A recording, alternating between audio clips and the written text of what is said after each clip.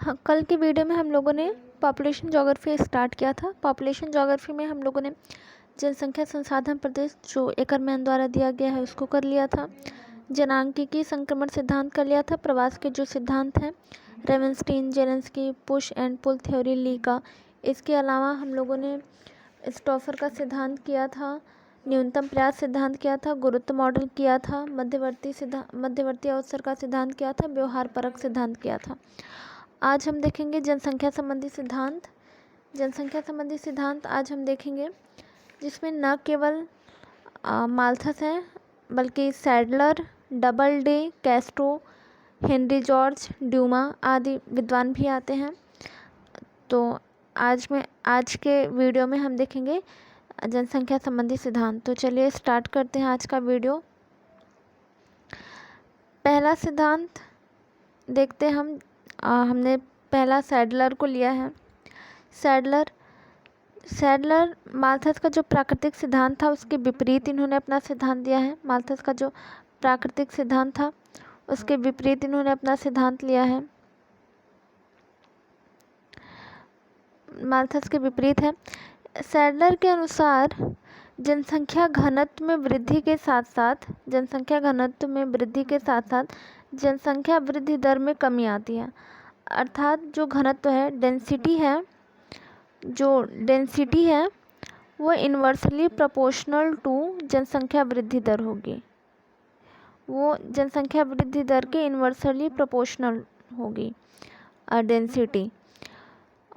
वो कहते हैं कि जिस स्थान का जनसंख्या घनत्व जैसे जैसे बढ़ता जाता है वहाँ की जनसंख्या वृद्धि दर वैसे वैसे कम होती जाती है। आगे ये कहते हैं कि अन्य परिस्थितियाँ समान रहने पर जनसंख्या वृद्धि उस सीमा पर आके अवरुद्ध हो जाती हैं जहाँ अधिकतम लोग अधिकतम खुशहाली प्राप्त कर सकें। जैसे जैसे जनसंख्या घनत्व में वृद्धि होती है वैसे वैसे प्रजनन क्षमता में गिरावट आती है, सैडलर महोदय के अनुसार। और इनका जो सिद्धांत है, इन्होंने अपने सिद्धांत का नाम दिया है थॉमस सैडलर। इनका पूरा नाम है थॉमस सैडलर। थॉमस सैडलर का घनत्व तथा प्रजनन शक्ति सिद्धांत, क्योंकि घनत्व पे और प्रजनन शक्ति पर इनका सिद्धांत आधारित है तो इनके सिद्धांत का नाम भी यही है, घनत्व तथा प्रजनन शक्ति सिद्धांत। कि जैसे जैसे घनत्व में वृद्धि होगी जनसंख्या वृद्धि दर में वैसे वैसे गिरावट आती जाएगी। तो इन्होंने अपने सिद्धांत में ये कहा। चलिए आगे के विद्वान का सिद्धांत देखते हैं। आगे हैं थॉमस डबल डे या डबलडे। इस इंग्लिश देखेंगे तो डबल डे है, डबल की स्पेलिंग और फिर DAY, डे की स्पेलिंग डबल डे या डबलडे। कहीं कहीं डबलडे, कहीं कहीं डबल डे, दोनों ही मिलता है, तो आपको जो भी सुविधाजनक लगे। थॉमस डबल डे का आहार सिद्धांत, diet theory of Thomas double day. इन्होंने कहा कि जनसंख्या वृद्धि और खाद्य पूर्ति में विपरीत संबंध होता है। जनसंख्या वृद्धि में और खाद्य पूर्ति में विपरीत संबंध होता है। इनके अनुसार अच्छी खाद्य व्यवस्था जिन क्षेत्रों में होगी वहाँ जनसंख्या वृद्धि दर अपने आप ही कम हो जाएगी। इन्होंने कहा कि अच्छी खाद्य व्यवस्था वाले क्षेत्रों में जनसंख्या वृद्धि दर कम होती है और जो मांसाहारी होते हैं उनकी प्रजनन शक्ति कम होती है। तथा जो शाकाहारी होते हैं उनकी प्रजनन शक्ति अधिक होती है। और जो क्षेत्र जितना ही संपन्न होगा खाद्य व्यवस्था में उनकी जनसंख्या वृद्धि दर उतनी ही कम होगी। एक कैस्ट्रो महोदय हैं। कैस्ट्रो महोदय ने इनका समर्थन किया डबल डे का और बताया कि उच्च प्रोटीन वाले क्षेत्र में या फिर जो अधिक प्रोटीन का सेवन करते हैं उनके प्रजनन पर विपरीत प्रभाव पड़ता है। जो अधिक प्रोटीन का सेवन करते हैं उनकी प्रजनन शक्ति कम होती है। भोजन में प्रोटीन की मात्रा कम तो जनसंख्या वृद्धि दर अधिक, और भोजन में प्रोटीन की मात्रा अधिक तो जनसंख्या वृद्धि दर कम। तो विपरीत संबंध बताया इन्होंने प्रोटीन का और जनसंख्या वृद्धि दर का, कैस्ट्रो महोदय ने। अगले विद्वान को हम देखें तो अगले विद्वान हैं जॉर्ज हेनरी जॉर्ज। इन्होंने बौद्धिक विकास का सिद्धांत दिया है। हेनरी जॉर्ज ने बौद्धिक विकास का सिद्धांत दिया है। ये अमेरिकी विद्वान हैं ये अमेरिकी विद्वान हैं।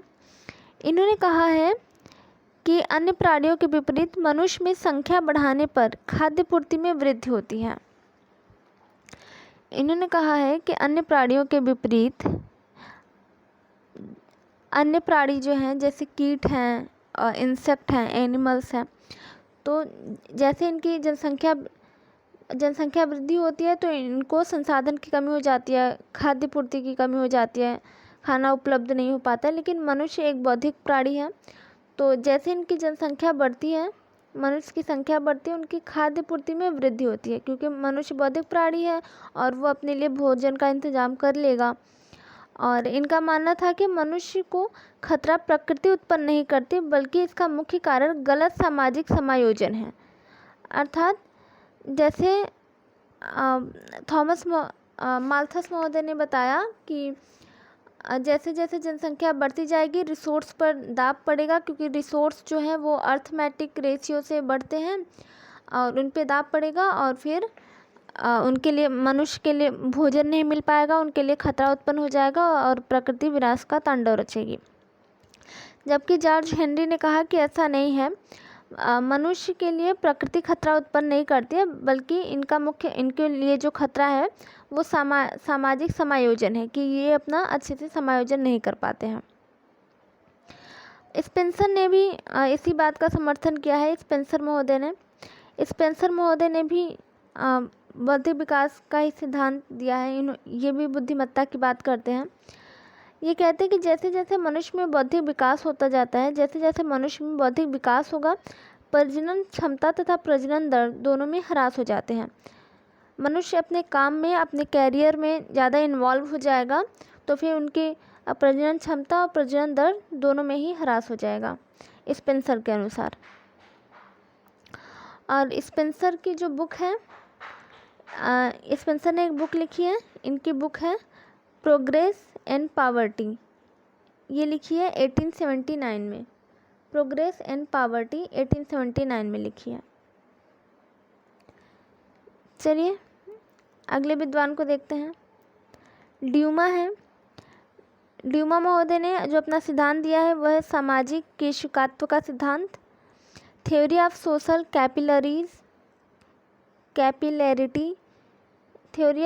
कैपिलरिटी, ड्यूमा का सामाजिक केशिकात्व सिद्धांत। ये माल्थस के प्रबल आलोचक थे। इन्होंने कहा है कि जिस प्रकार तरल पदार्थ को केशिकात्व द्वारा ऊपर उठाने के लिए पतला होना आवश्यक है, उसी प्रकार सामाजिक पदानुक्रम के ऊपर उठने के लिए परिवार के आकार का लघु होना आवश्यक है।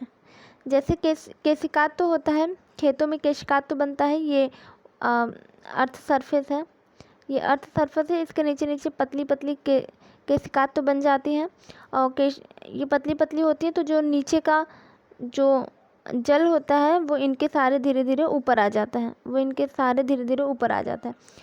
तो ये कहते हैं, तो इसी का एग्जाम्पल लेके ड्यूमा महोदय कहते हैं कि तरल पदार्थ को केशिकात्व द्वारा ऊपर उठाए जाने के लिए उसका पतला होना आवश्यक है।